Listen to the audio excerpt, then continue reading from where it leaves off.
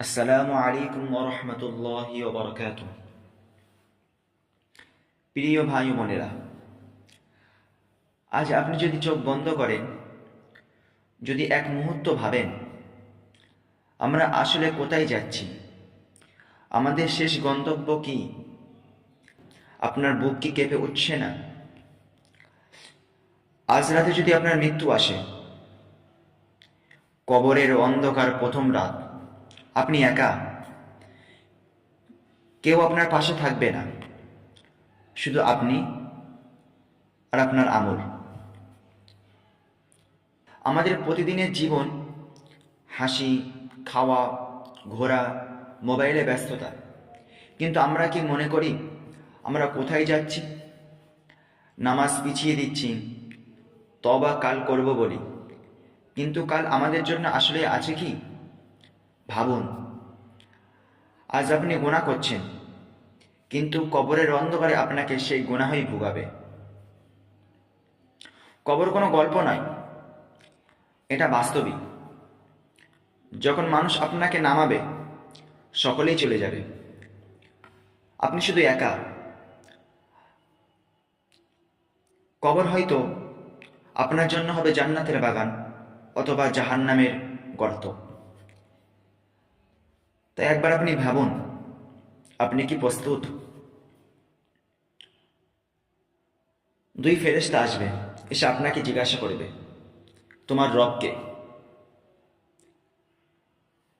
আমরা কি করে বলবো যে আমাদের রব আল্লাহ? কারণ আল্লাহ দিনে 5 বার আমাদেরকে ডাকে, আমরা কি কখনো সাড়া দেই? তারপরে জিজ্ঞাসা করবে, তোমাদের নবীকে? আমরা কি বলতে পারবো? কারণ যে নবী সারাটি জীবন উম্মতি উম্মতি বলে কেঁদে গিয়েছে, সেই নবীর কোনো সুন্নত আমরা মানি কি? মানছি না। তাহলে কি আমরা বলতে পারবো যে আমাদের নবী মুহাম্মদ সাল্লাল্লাহু আলাইহি ওয়াসাল্লাম? তোমার দিন কি? আপনি কি বলতে পারবেন যে আপনার দিন ইসলাম? আজ আমরা শুধু মুখে উত্তর দিচ্ছি, কিন্তু কবরের ভিতর আমাদের আমল কথা বলবে। ভাই, জাহান্নাম কোনো সিনেমা না। এক চিমটি আগুন দুনিয়া সব আগুনকে হার মানিয়ে দেয়। সেখানে থাকবে আগুন, কান্না, আফসোস আর আফসোস।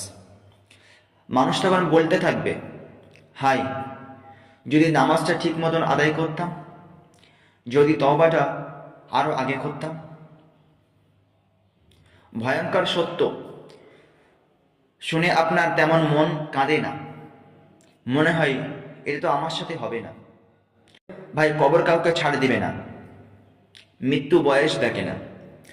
আজ যদি আপনি না বদলান, কাল আপনার জন্য খুব দেরি হয়ে যাবে।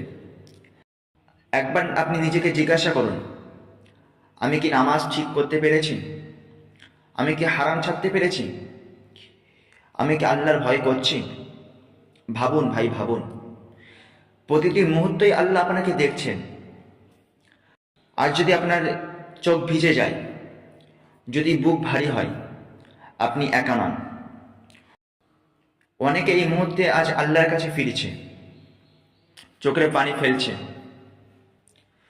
শুধু চোখের পানি দুয়া আল্লাহর পাহাড় ভেঙে দেয়। এখনো সময় আছে। আল্লাহ তওবার দরজা এখনো বন্ধ করেননি।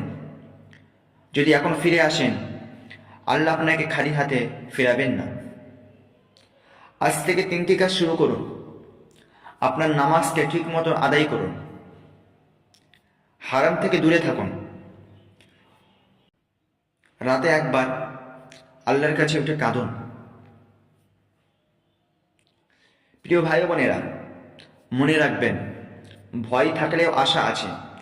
আল্লাহ কখনো আপনাদেরকে ফিরিয়ে দেবেন না, কিন্তু সময় চলে যাচ্ছে। যদি এখনই না ফিরে আসেন, কাল হয়তো আপনার জন্য আর এই সুযোগটা থাকবে না। আপনি জানেন সবচেয়ে ভয়ঙ্কর কথা কি? আমরা জানি, তবুও বদলাই না। আর যদি আপনি না বদলে যান, কবরের অন্ধকার আপনার জন্য অপেক্ষা করছে। কবরের ভয়াবহ আযাব আপনার জন্য অপেক্ষা করছে। আপনি কি পারবেন সে আযাব সহ্য করতে? যদি আপনার বুক ভারী হয়ে থাকে, চোখ ভিজে যায়, কমেন্টে লিখে যান, ইয়া আল্লাহ, আমাকে আপনি ক্ষমা করে দিন। এই কথাগুলো অন্তত একজনের কাছে পৌঁছে দিন। হয়তো আল্লাহ আপনার মাধ্যমে কাউকে জাহান্নাম থেকে বাঁচাবেন। আর মনে রাখবেন, আজ যদি আপনি ফিরে আসেন, কালও আল্লাহ আপনাকে বাঁচাবেন। তাই আল্লাহর পথে ফিরে আসুন। এই দুনিয়াটা ধোঁকা ছাড়া আর কিছুই নাই। আজ আপনি মরে গেলে দুনিয়ার মানুষ সব আপনাকে কালকে ভুলে যাবে, কেউ আপনাকে মনে রাখবে না। তাই নিজের কবরের কথা ভাবুন, নিজের জন্য ভাবুন, আর আল্লাহর পথে ফিরে আসুন। আল্লাহ আমাদের সকলকে হেদায়েত দান করুন এবং সঠিক কাজ করার মতন তৌফিক দান করুন। আমিন ইয়া রাব্বাল আলামিন।